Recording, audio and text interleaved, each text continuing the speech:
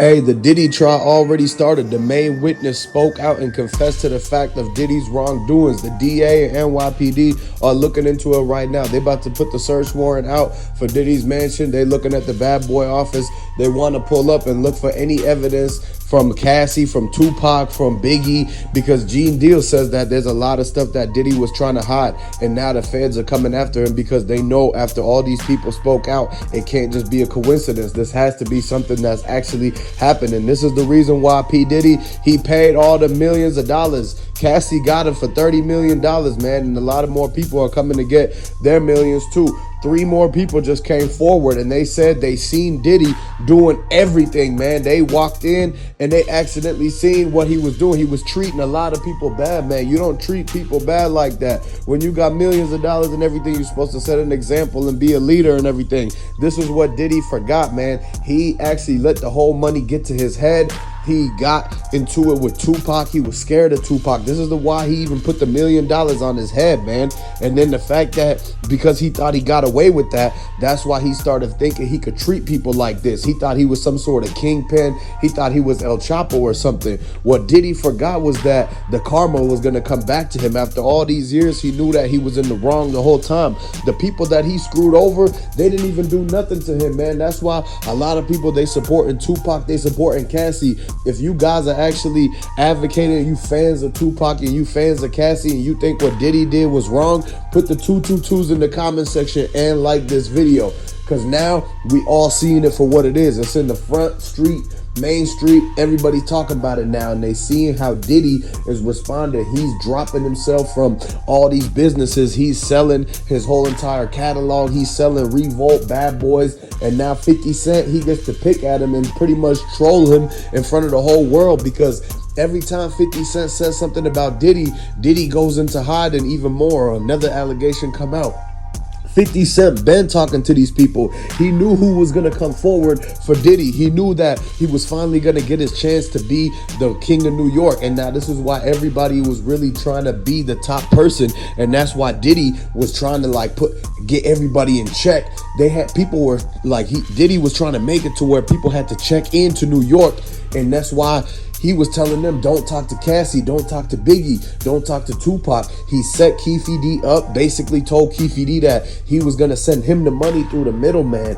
This is how everything got actually, the plan got foiled. Sugeknight knew what was going on, and he made sure to try to actually get up out of there. He had that little piece on the side of the door. When Diddy sent that $1 million for Tupac, he forgot about the fact that it was a lot of other people that had eyes on him, man. Gene Deal heard what happened, and he's been in the behind the scenes of everything, from all of Diddy's exes, from Jennifer Lopez. Why do you think Jennifer Lopez left Diddy so quick?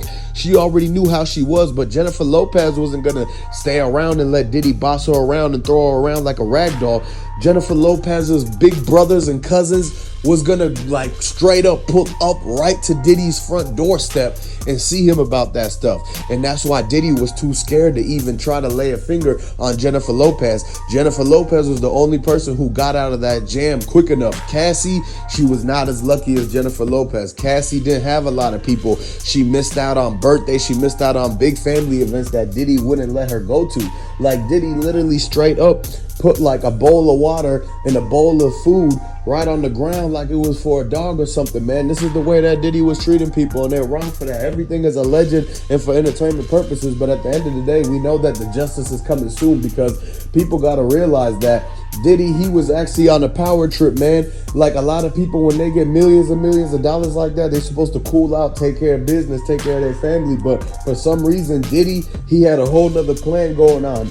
We don't know if it was some sort of other people behind the scenes telling Diddy what to do, controlling him, but we know he had some ulterior motives, man. Diddy was not the same person that he said he was supposed to be. A lot of people, they thought that because he was popular, he was famous, he was in the videos, he was with all the rappers, all the artists and celebrities, they thought that he was a normal person and everything like that. But that's where they had him wrong, man. A lot of people got to realize that you can't be looking up to people like this. You got to look up to your actual role models and everything. Diddy, he was not a role model. Nobody should want to actually be like that and do the things that he did, because It's actually blasphemous, man. A lot of people are sitting there like, dang, they can't believe that they let Diddy trick them like this for all these years, thinking they didn't let him get by with so many different things, and now they sitting back and wondering, oh, okay, this is why things were so weird when I seen Diddy.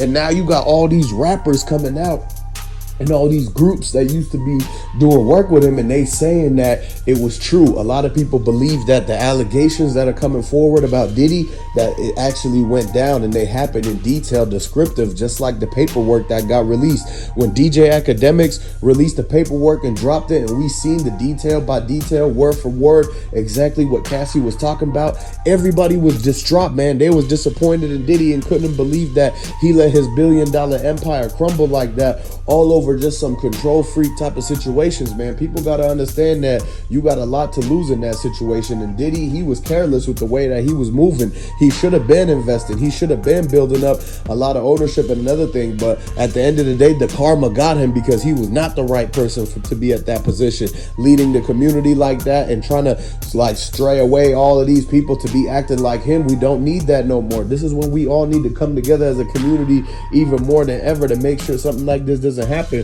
We supposed to be helping each other and not doing what Diddy did, actually trying to make it a bigger gap between you and the next person, man. Diddy, he was really using a lot of people. He knew what he wanted from the situation. He knew what he was trying to get. He wanted everybody to make sure that they liked him and everything like that. He was trying to win a lot of people over, but the whole time they was getting bamboozled. They was getting finessed. They was getting duped. A lot of people, they didn't know what they was getting themselves into, man. They thought that everything was all clear because it was PDiddy and everything on TV was all facade. They thought it was all good, and just because he was the top guy right now. But you forgot about the fact that what he did to Tupac.